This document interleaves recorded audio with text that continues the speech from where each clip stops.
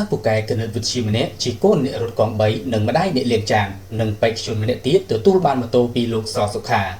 នៅព្រឹកថ្ងៃទី12ខែឧសភាឆ្នាំ2025នេះបន្ទាប់ចប់ពិធីបើកការដ្ឋានស្ថាបនាផ្លូវនៅស្រុកព្រះស្ដេចខេត្តព្រៃវែងលោកសសុខាឧបនាយករដ្ឋមន្ត្រី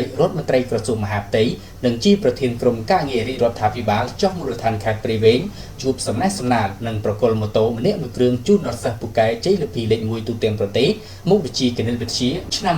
2025ចំនួន2រូបនៃខេត្តព្រៃវែងសិស្សពូកែទាំងពីររូបដែលទទួលបានម៉ូតូគឺរួមមានជ្រឹងពិសិដ្ឋថ្នាក់ទី9នៃវិទ្យាល័យមេសាងស្ថិតក្នុងស្រុកមេសាងជប់ចំណាត់ថ្នាក់លេខ1ទទួលបានមេដាយមាសទូទាំងប្រទេសនិងច័ន្ទសុវណ្ណរាជថ្នាក់ទី12នៃវិទ្យាល័យប៊ុនរ៉ានីហ៊ុនសែនព្រៃពនស្ថិតក្នុងស្រុកកំពង់ត្របែកជប់ចំណាត់ថ្នាក់លេខ1ទទួលបានមេដាយទូទាំងប្រទេសគួរជ្រាបថាច័ន្ទសុវណ្ណរាជគឺកើតនៅក្នុងគ្រួសារមួយដែលមានឪពុកកំពុងប្រកបរបរជាអ្នករត់កង់3ម្ដាយជាអ្នកបោកគក់និងលាងចានឲ្យគេដើម្បីបានប្រាក់ផ្គត់ផ្គង់គ្រួសារនិងត្រដោឲ្យកូនទៅរៀនរហូតក្លាយជាសិស្សពូកែគណិតវិទ្យាទូទាំងប្រទេសកម្ពុជាក្នុងឆ្នាំសិក្សា2024-2025